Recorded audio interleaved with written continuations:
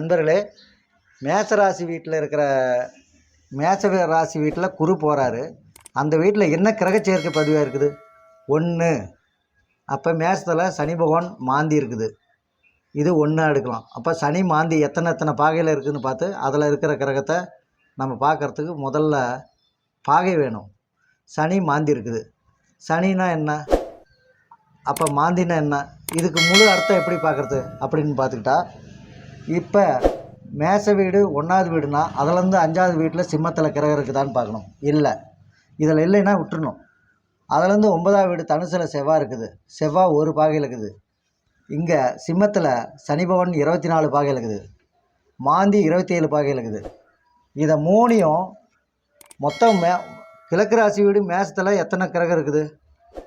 சனி செவ்வாய் கூடுதலாக மாந்தி.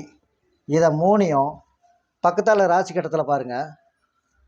செவ்வாய் இங்கே பாருங்கள், செவ்வாய் சனி மாந்தின்னு போட்டுக்கிறேன். 3 இங்கே பாருங்க, இதுமாரி 3 பொட்டி போட்டுக்கிறீங்க. இந்த 3 பொட்டிலையும் என்னென்னா 3 கிரகம் இருக்கிறதுனால ஒரு பொட்டி போட்டு 3 கிரகத்தையும் வரிசை பிரகாரம் அடுக்கிறோம். அப்படி அடுக்கும்போது செவ்வாய் ஒரு பாகையில் இருக்குது. இந்த செவ்வாயை கொண்டாந்து இங்கே வச்சு பார்க்கலாம் நம்ம சௌரியத்துக்கு. அப்படி வச்சு பார்க்கும்போது செவ்வாய் ஒரு பாகை, அதை தான் இங்கே மணக்கல்ல போட்டுக்கிறோம். செவ்வாய் ஒரு பாகை. அப்போ ஃபஸ்ட்டு செவ்வாய் தான் வருவார். 2வது சனி பகவான் 24 பாகை. செவ்வாய்க்கு அடுத்து சனி பகவான் போட்டுரும். அடுத்து மாந்தி 27 பாகை. செவ்வாய் சனி மாந்தி, இதை 3 மட்டும் வரிசையை போட்டுறோம். இதுக்கு பலன் பார்க்குறது தான் அப்படியே இது 3ஐயும் கூட்டி பார்க்குறோம்.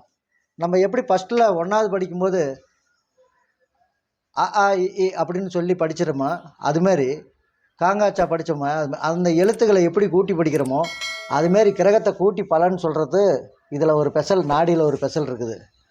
அப்படி பார்க்கும்போது இதில் உயிர் உள்ளது உயிரற்றதுன்னு பிரிச்சுக்கணும். இந்த செவ்வாயை உயிருள்ளதாக பார்த்தோமா சகோதரன் அல்லது சகோதர வர்க்கம் அப்படின்னு எடுத்துக்கிறோம். இதை உயிருள்ளதாக மாற்றிட்டு அடுத்தது உயிரற்றதாக மாற்றலாம். இந்த செவ்வாய் சகோதரன், சனி கால், மாந்தி குறைபாடு.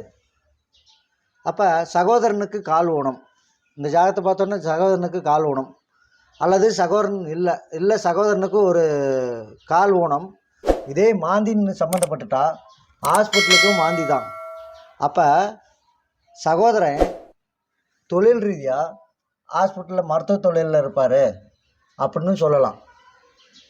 இதுதான் பாயிண்ட்டு. அடுத்தது உடம்பில் இந்த செவ்வாய் என்னவா இருக்குது? உறுதியுள்ள எலும்புகள் எல்லாமே செவ்வாய் தான். பற்கள் செவ்வாய் தான். இன்னொன்று உடம்பில் ரத்தம் செவ்வாய் தான். செவ்வாய் ரத்தம், சனி இது பார்த்துட்டா இந்த செவ்வாய்ங்கிறது ரத்தம், சனிங்கிறது அசுத்தம், மாந்திங்கிறது வைத்தியம். அப்போ ரத்தத்தில் இது சனி பகவான்னா கழிவு அசுத்தம். அப்போ ரத்தம் செவ்வாய், சனி பகவான்னா கழிவு, ரத்தத்தில் கழிவு. அதனால் வைத்தியம் பார்த்துட்டு இருக்கிறாரு. இந்த ஜாதகத்தை பார்த்தோன்னே 56வது வருஷம் 6வது வீடு வேலை செய்யுது. ஜாதகத்துக்கு வைத்தியம் பார்த்துட்டு இருக்கிறாருங்கும் போது எடுத்தோன்னே ஐயா ரத்தத்தில் கழிவு கலந்துருச்சு, அதுதான் மெயின் அப்படின்னு டாக்டரும் அதே தான் சொல்கிறாரு அப்படிங்கிறாரு. அதை ரிமூவ் பண்ணால் தான் எதை பற்றியும் பேச முடியும் அப்படின்னு சொல்லி ஜாதகத்தை பார்த்த உடனே டக்குன்னு சொல்கிறோம். நமக்கு தேவையானது 3 கிரகம் தான். இந்த ஒரு வீடு ஆய்வு பண்ணுறோமா, இதில் இருக்கிற 1, 5, 9 எடுக்கிறோம். இதுதான் செயற்கை தொடர்பு. செயற்கை தொடர்பில் பார்க்கும்போது ரத்தம், கழிவு, மாந்தின்னா துக்கம், व्यसனம், ஹாஸ்பிட்டலில் செலவு பார்த்துட்டு இருக்கிறாரு. இப்போ ரத்தத்தில் கழிவு கலந்து போச்சு, அதனால் ஜாதகருக்கு ஆரோக்கியம் பாதிக்குது. இதுதான் முதல் விதிமுறைக்கு எடுத்துக்காட்டு. இதுமாரி ஒவ்வொரு விதிமுறைக்கும் அடுத்தடுத்த வகுப்பில் பார்ப்போம்.